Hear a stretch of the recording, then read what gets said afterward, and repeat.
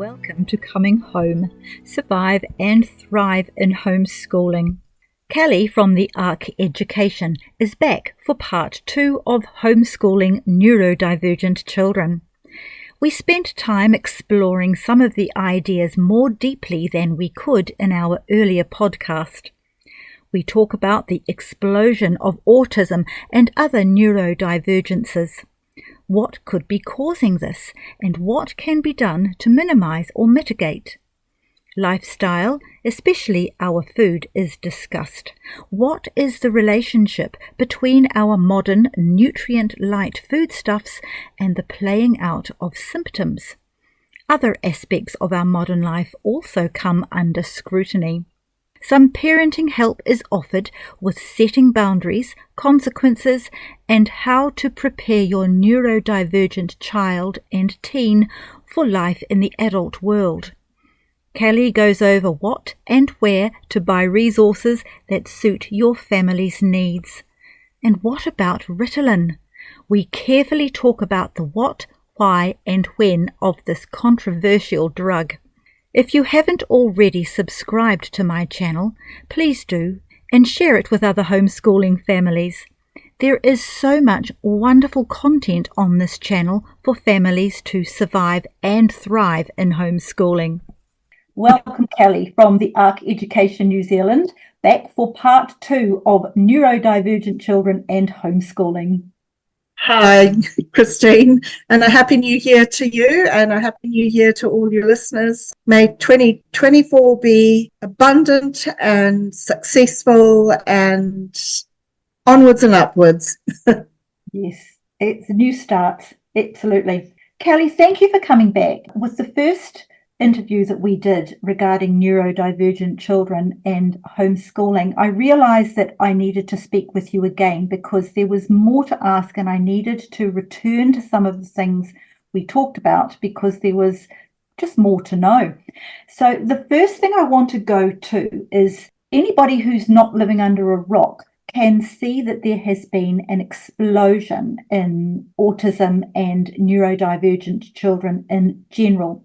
We did talk about that generally last time, but I want to go back to that. Just start talking about that, please, Calli.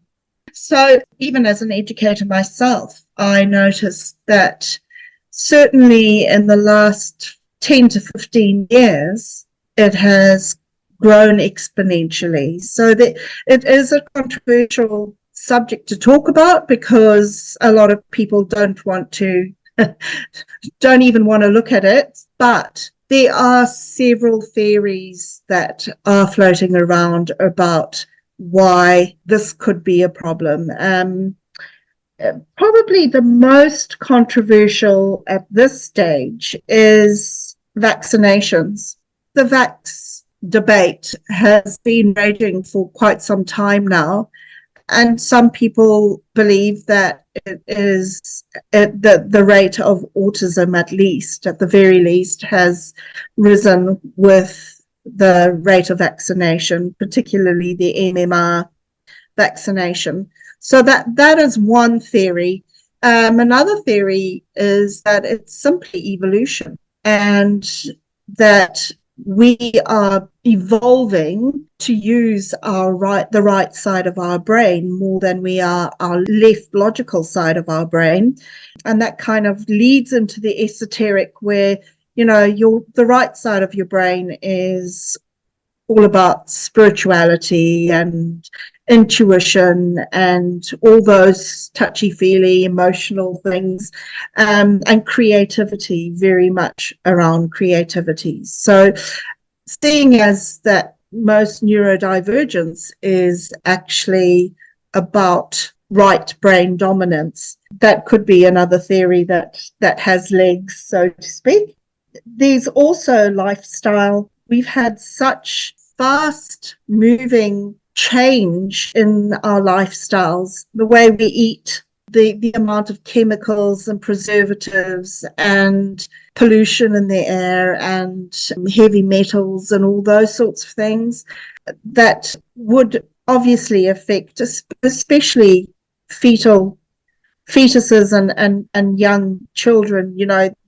That could be a theory as well. There's obviously technology. A lot of people think that it's not so much autism, but it's learned behavior that is causing some of the behavioral problems that come with neurodivergence.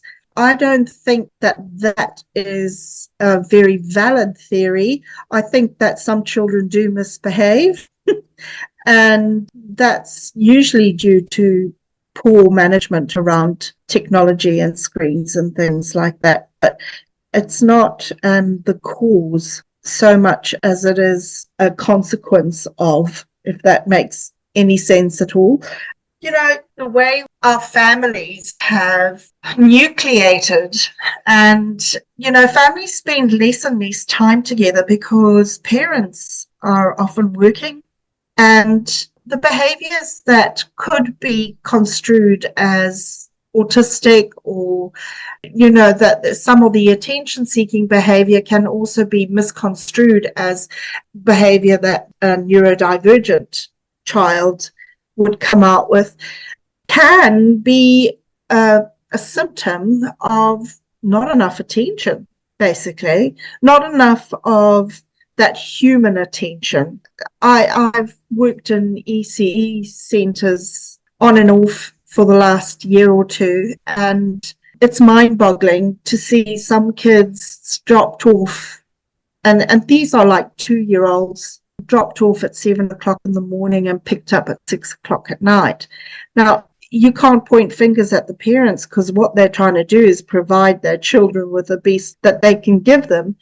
But in doing that, they're actually depriving their children of that human contact. But that is the lifestyle, our modern lifestyle, you know, work, work, work, work, work. This is a gross generalization, obviously, but in general, our children have come second to providing a home for our children, which is a little bit ironic, really.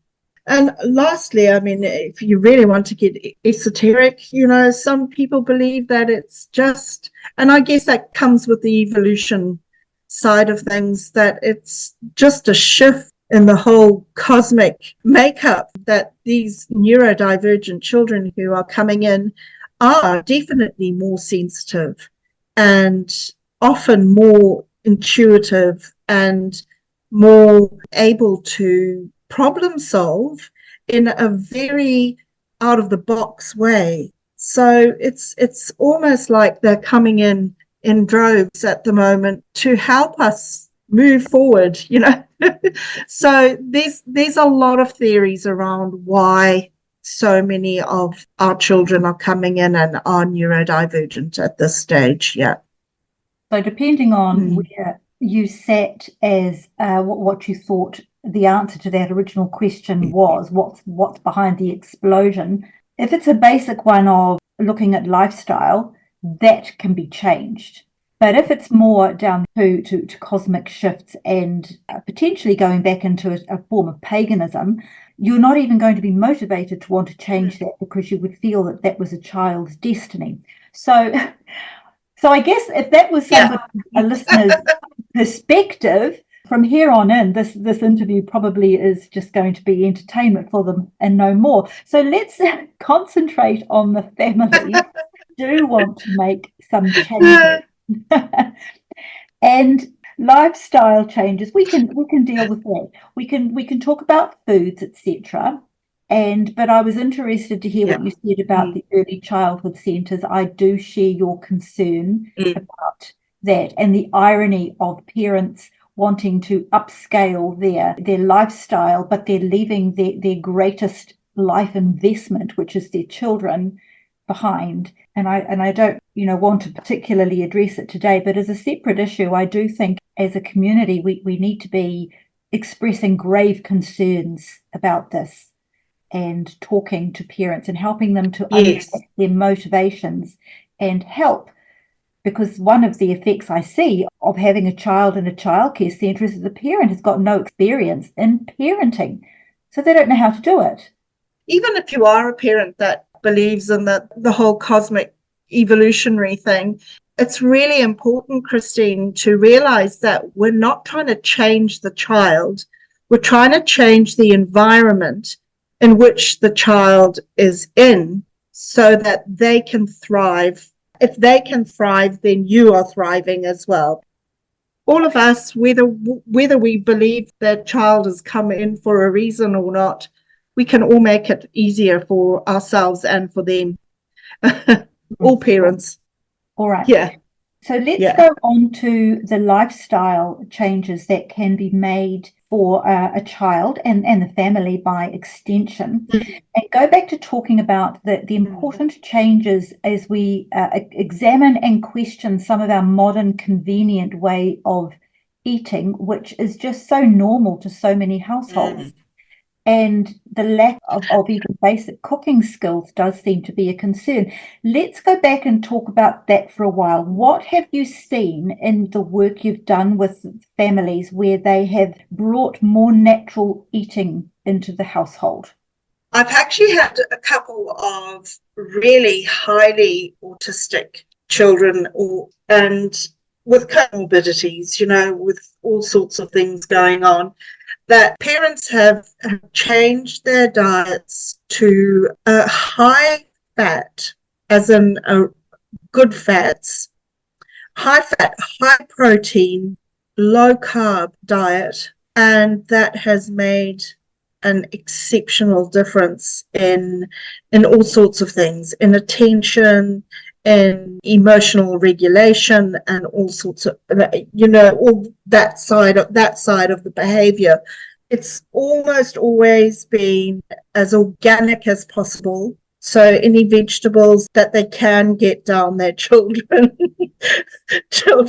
throats, because I tell you what, autistic kids are extremely fussy eaters. So sticking to organic, nutrient-dense food, high in omega-3 oils, and things like olive oil, coconut oil, flaxseed oil, cod liver oil, cutting cane sugar. Coconut sugar is quite a good, and stevia are two good substitutes. And honey are much better sweeteners if you are going to use sweeteners. Obviously, never touching corn syrups or artificial sweeteners, which are in most of our processed food these days, and avoiding inorganic wheat and soy products and colors and preservatives, obviously, especially MSG. MSG is a huge trigger for so many kids, and not just neurodivergent kids.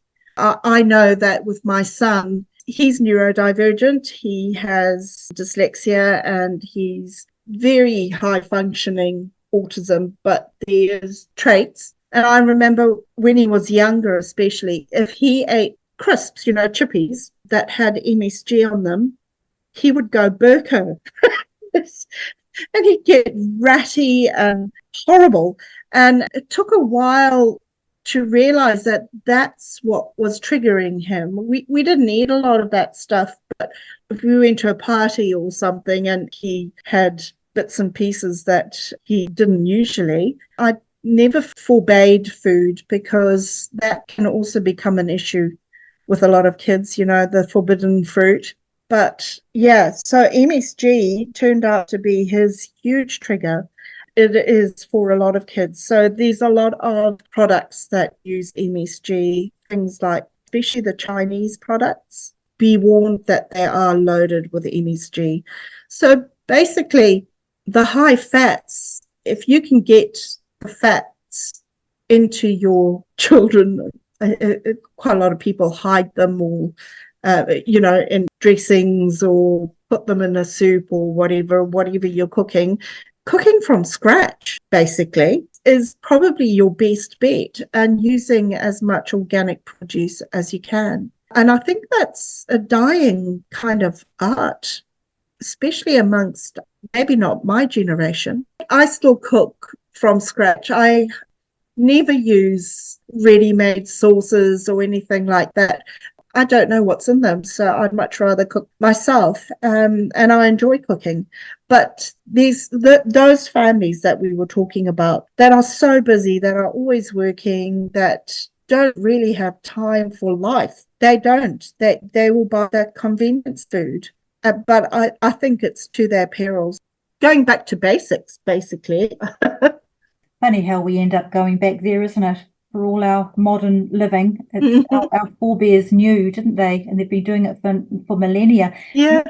Your reference to when I was talking earlier about the raw milk, I was interviewing a chapter leader from the Western A. Price Foundation, and I came across them as an organisation maybe 15, 20 years ago through raw milk, but there's also a whole way of eating attached to it, which is basically going back to the way our forebears ate.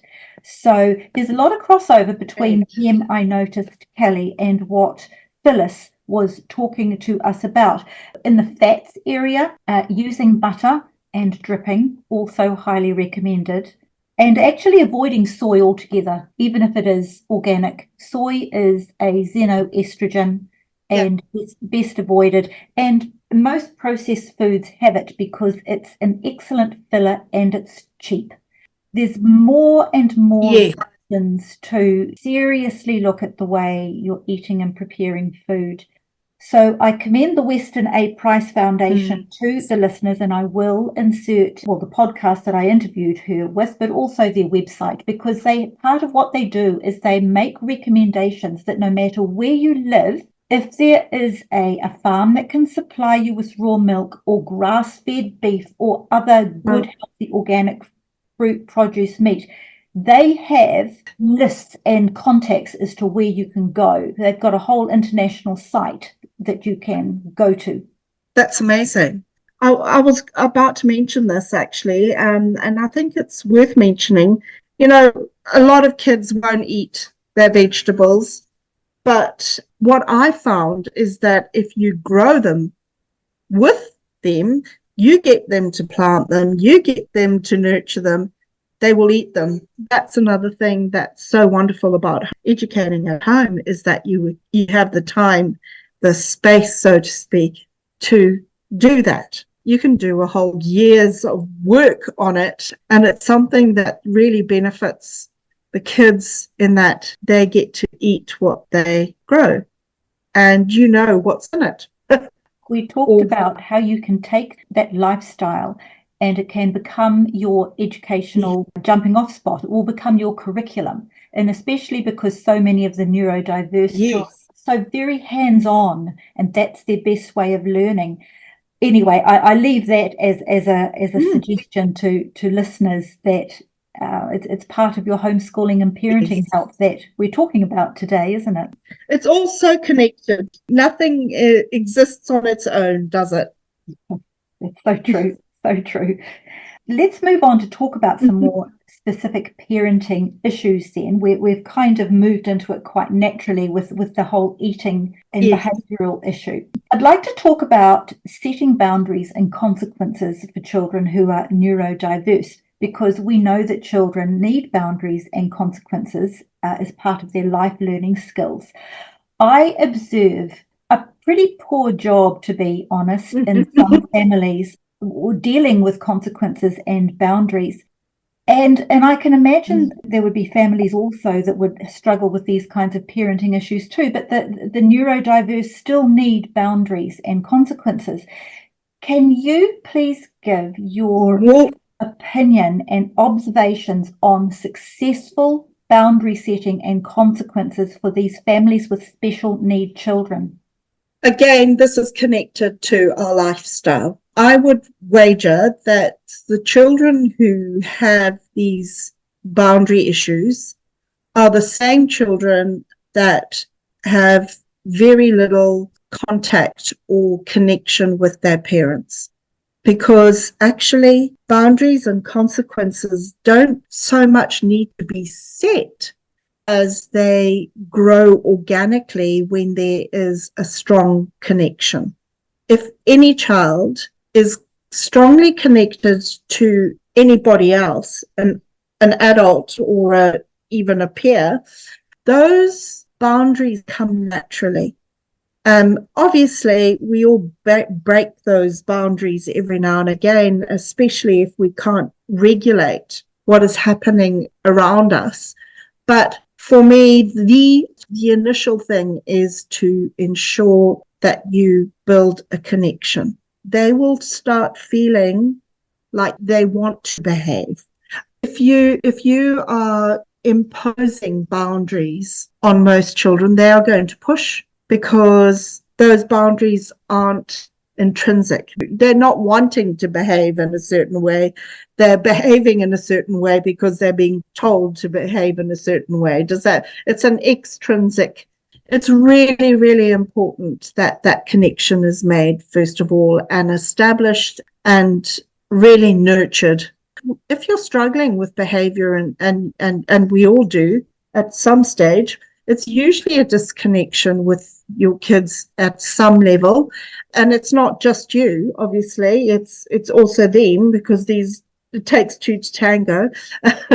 I honestly feel that if your child is connected and knows how to connect to others, then those skills of being able to appropriately behave in any given situation actually come naturally, even to the autistic children who find that emotional regulation quite difficult.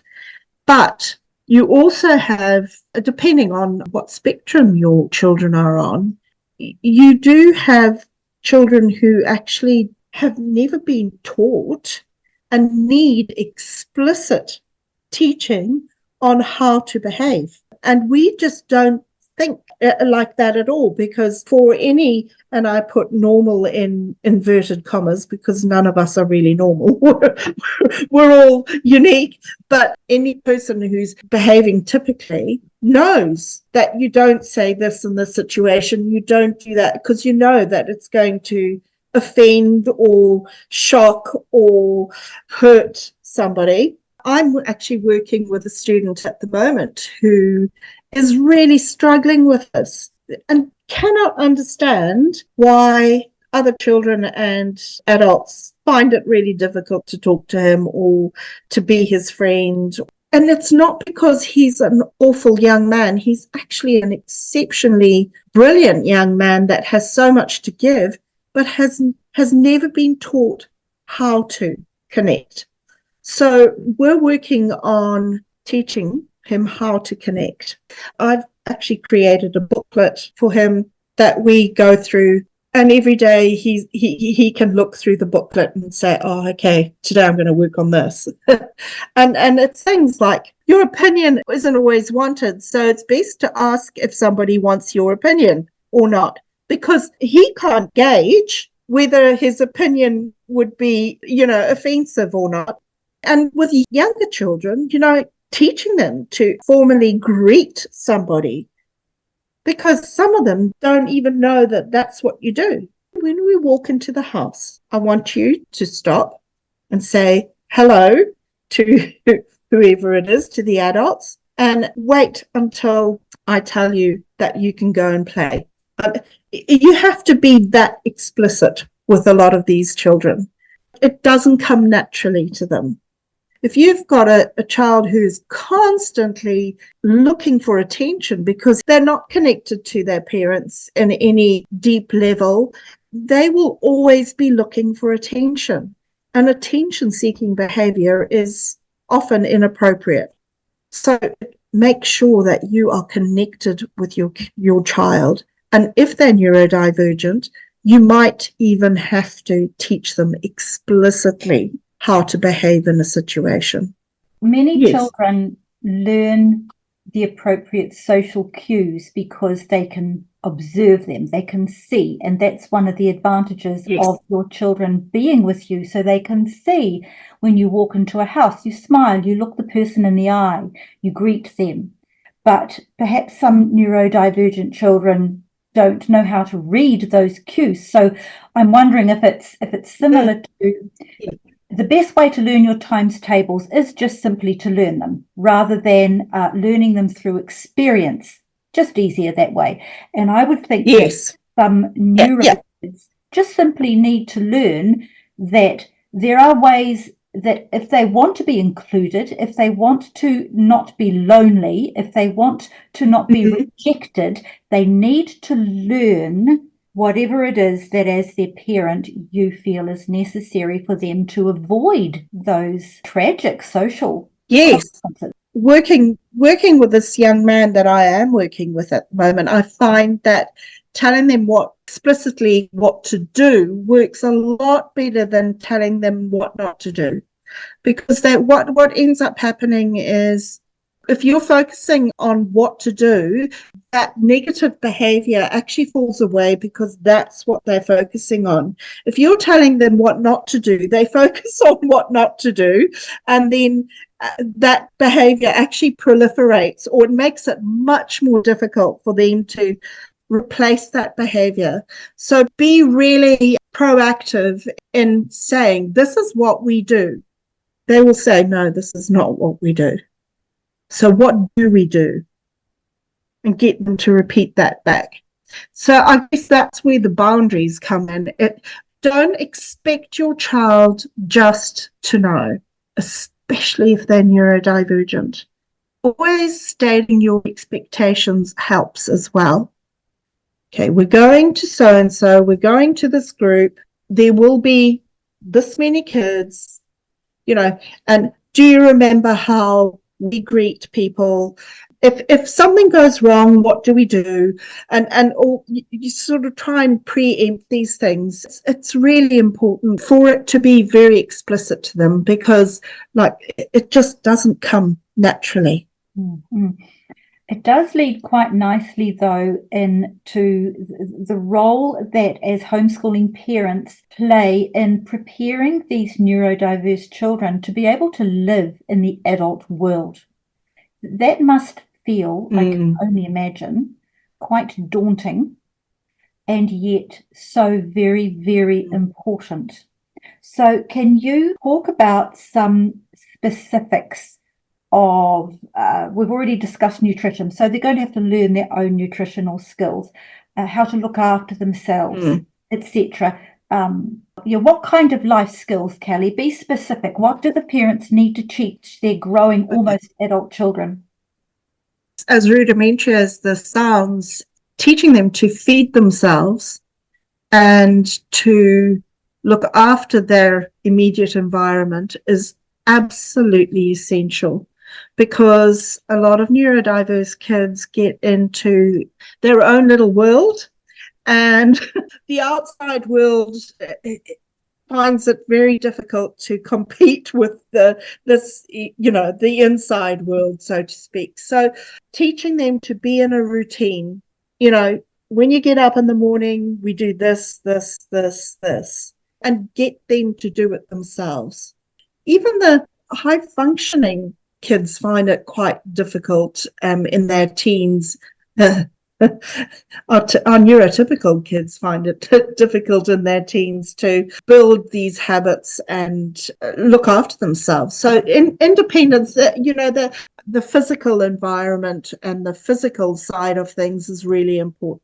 Growing their own food, get them right from young and keep it going, because a lot of kids just lose it when they're in their teens.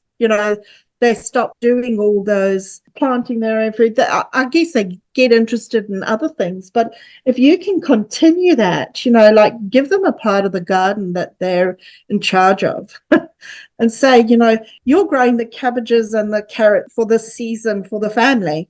They need to be responsible for doing something every day. At a higher level, it's really important, like I said before, that we teach them to connect. They come home having had a situation that they didn't cope very well with. It's really important that you sit down and you nut it out with them. Once they're calm, you can never do it, when they're heightened. You're never going to get anywhere, but allow it to come from them.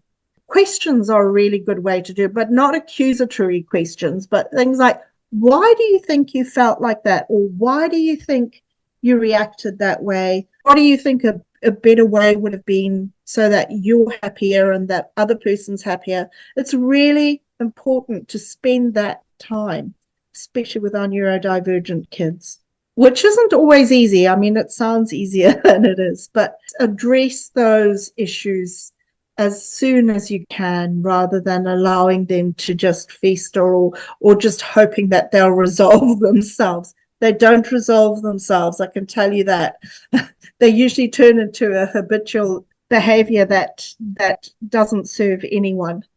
I guess it's a metacognitive exercise, getting them to think about why and how and what their behavior was all about, and make a plan. If you ever come into a situation similar to this, then this is what you could do. Using learning stories is really important too. So it's really important to be open and non-judgmental.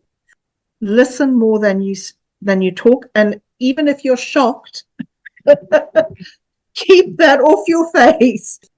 And the other thing is a really important one, actually, for teenagers particularly, is using a calendar and taking notes on what they're expected to do, when they're expected to do it, when they're supposed to hand it in. You know, if especially for university and beyond, writing everything down on a calendar, making sure that they keep on time. That's the other thing. You know, what time is it? What are you doing today? How are you going to plan that out? All those things that most of us actually do kind of naturally is really important to explicitly teach them.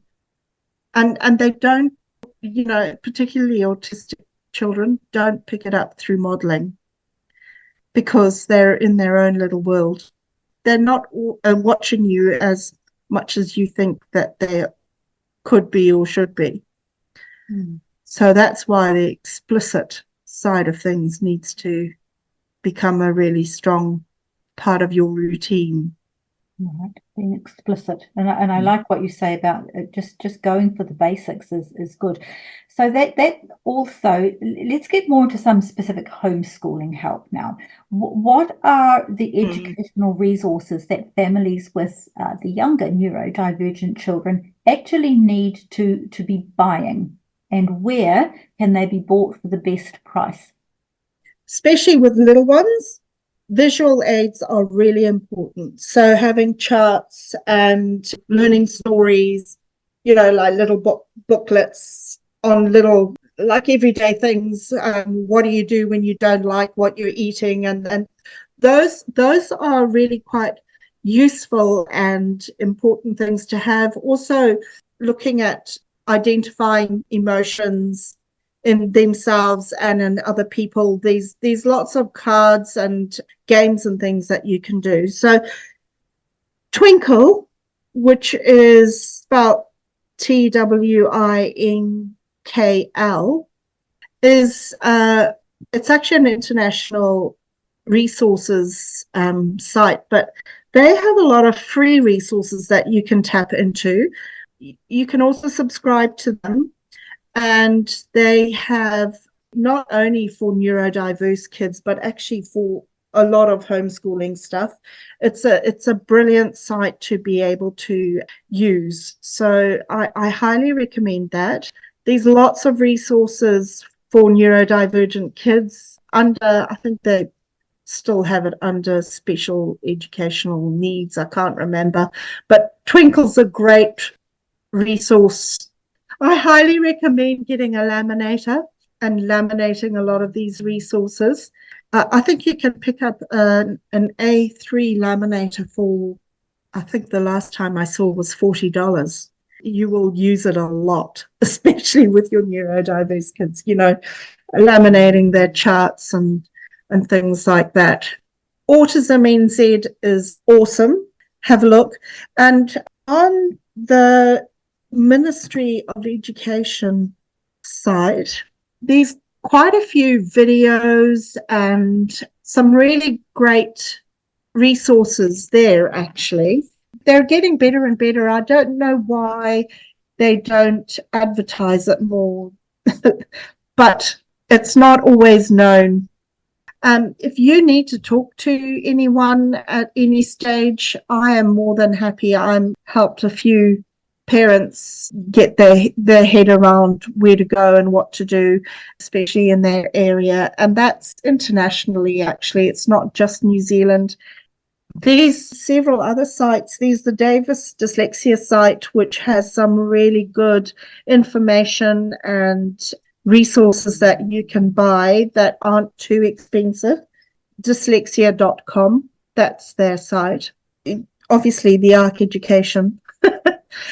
The Ark Education, we do have a few articles and quite a few series coming up as well, webinar series that will be on the site as well. There's some resources. I'm really working hard at trying to get as more resources onto the resources pages. So if you're a teacher or you've got even a home educator, you've got a resource that really works, that you have developed, I'd be really interested in hearing from you. Put it on the resource page so that people can share it. There's Spelled New Zealand. Their site has some good stuff, but I think you have to pay to be tutored, obviously, but I don't think they've got as much free stuff. I use a mix of resources with the students that I work with who are neurodivergent, particularly the dyslexic ones. But I do quite a bit of clay work with them, which comes from the Davis side of things. But I also use a resource called Alpha to Omega.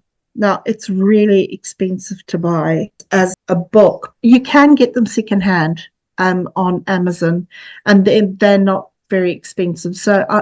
But it is a great resource to buy if you are wanting to follow a program that helps with phonemic awareness. But it's based on an Autumn Gillingham approach, which is like a practical, hands-on, but also very much a visual thing too. And on my website, I have developed a whole lot of worksheets to go with that particular resource for the stage 1. I'm halfway through stage 2, so once those are finished, those will go up too. But that is a really good resource if you are needing a program that you can basically just tap into and do every day.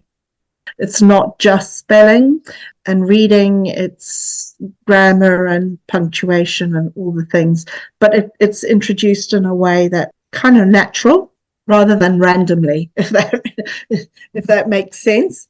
Okay, cool, thank you. All right, well, moving on to my next topic here, I've got 2 more questions for you, Calli.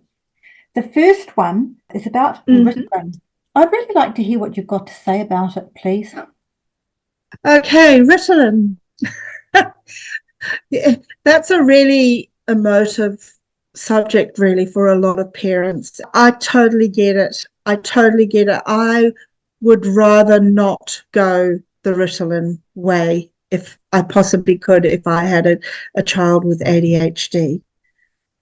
There are cases, though, that are so intense that Ritalin is a godsend to both the children and the parents and the teachers and everybody who's associated with those children. But I would try everything else before. Changing the child's diet can be absolutely life-changing. So that's where I'd go first, diet. Second, there are some homeopathic and naturopathic pathways that you can follow. So really exploring those is a great idea. Corinne Allen, who I interviewed for a series, she'll work with anybody who gives her a call and has a chat with her. She has protocols, natural protocols that you can go through to support ADHD particularly. But if you can possibly avoid taking Ritalin, which is usually the first port of call with your GP or with a medical with the medical fraternity, because they don't really have any other answers to that particular issue. I would tie-ho before jumping on that bandwagon and actually look at other things, try other things, and stick to it for a period of time.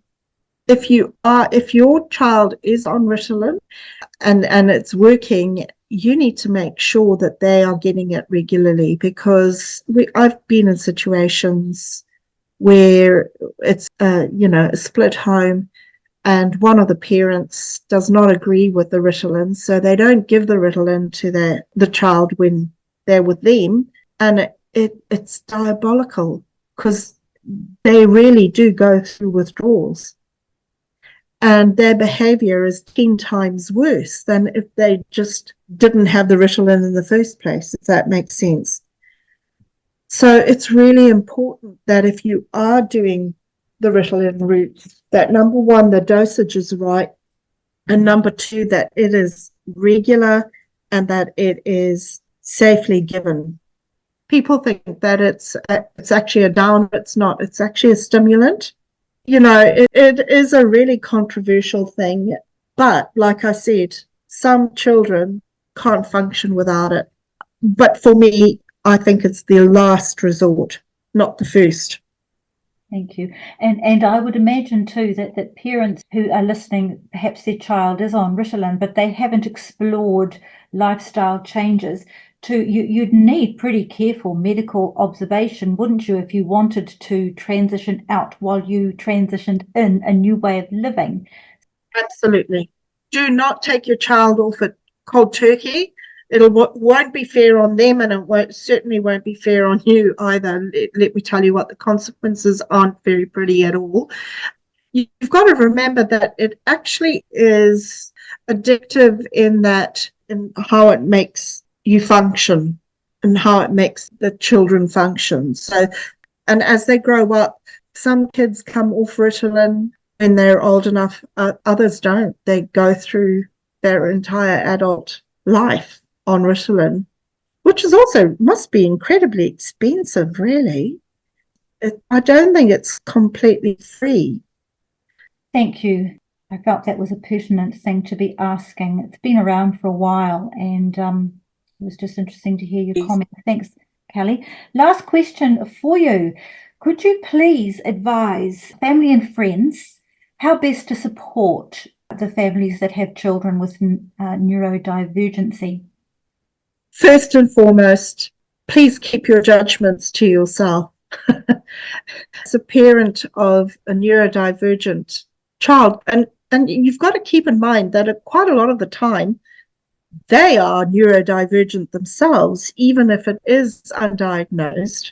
The last thing that you want to hear or feel or be with is somebody who's judging you for how you're bringing up your children, so to speak, especially if their children aren't neurodivergent themselves.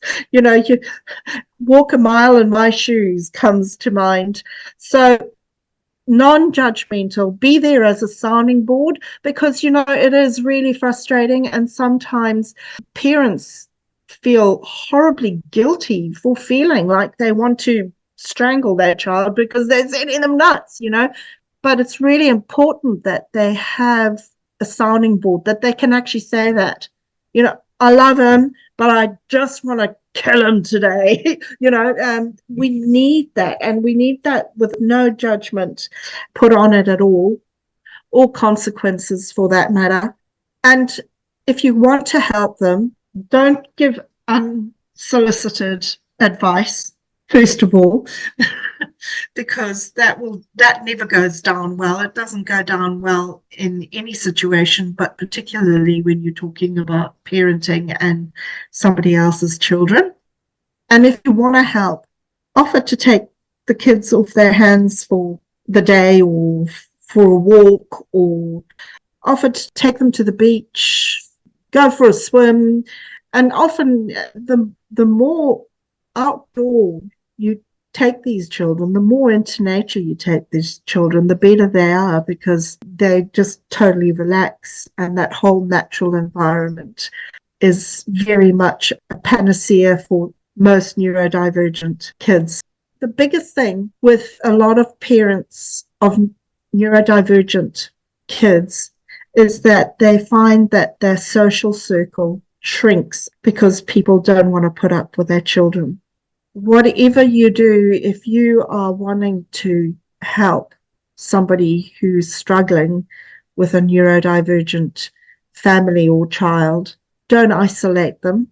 If your family isn't happy to work with them, then you go and you spend time with them yourself, if that makes sense. Don't force your family to mingle with their family if it's just not going to happen. That's another thing, That's a recipe for disaster. But if you individually feel you want to support the parents, then go and do it, regardless of what anybody else is thinking or doing. So, yeah, listening more than talking, and really looking at the practical side of things and trying to help in that way.